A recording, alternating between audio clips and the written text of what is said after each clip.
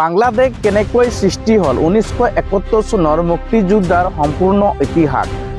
এক দেশ কেনেকৈ দুটা হল 1971 চনৰ যুদ্ধৰ সত্য কাহিনী। পূৰ্ব পাকিস্তানৰ পৰা বাংলাদেশ।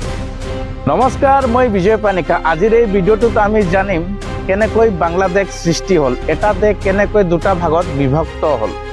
1947 চনৰ ব্ৰিটিছ শাসনৰ অন্তত ভাৰত বিভাজনৰ সৃষ্টি হয় দুটা দেশ, ভাৰত আৰু পাকিস্তান।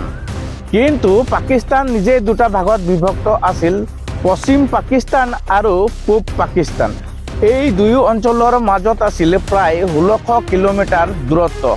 মাজত আছিল ভাৰত। ভাষা বেলেগ, সংস্কৃতি বেলেগ, চিন্তা চেতনা বেলেগ। ভাষা আন্দোলন 1952 চন।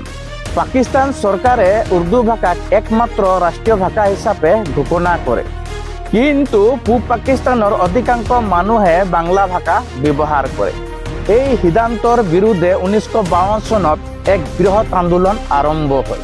21 ফেব্ৰুৱাৰীত কেইবাজনো শিক্ষাৰ্থী নিহত হয়।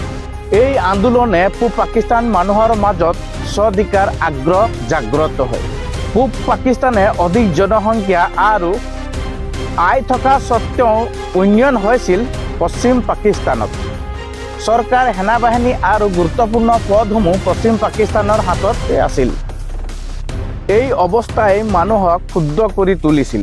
1970 চনত অনুষ্ঠিত হয় সাধাৰণ নিৰ্বাচন। এই নিৰ্বাচনত শ্বেখ মুজিবুৰ ৰহমান নেতৃত্বত আৱামী লীগ পূব পাকিস্তানত বিপুল জয়লাভ কৰে। কিন্তু পশ্চিম পাকিস্তানৰ শাসকসকলে ক্ষমতা হস্তান্তৰ নকৰিলে। ইয়াৰ ফলত দেশজুৰি উত্তেজনা বৃদ্ধি পায়। 1971 চনত মুক্তিযুদ্ধ আৰম্ভ হয়।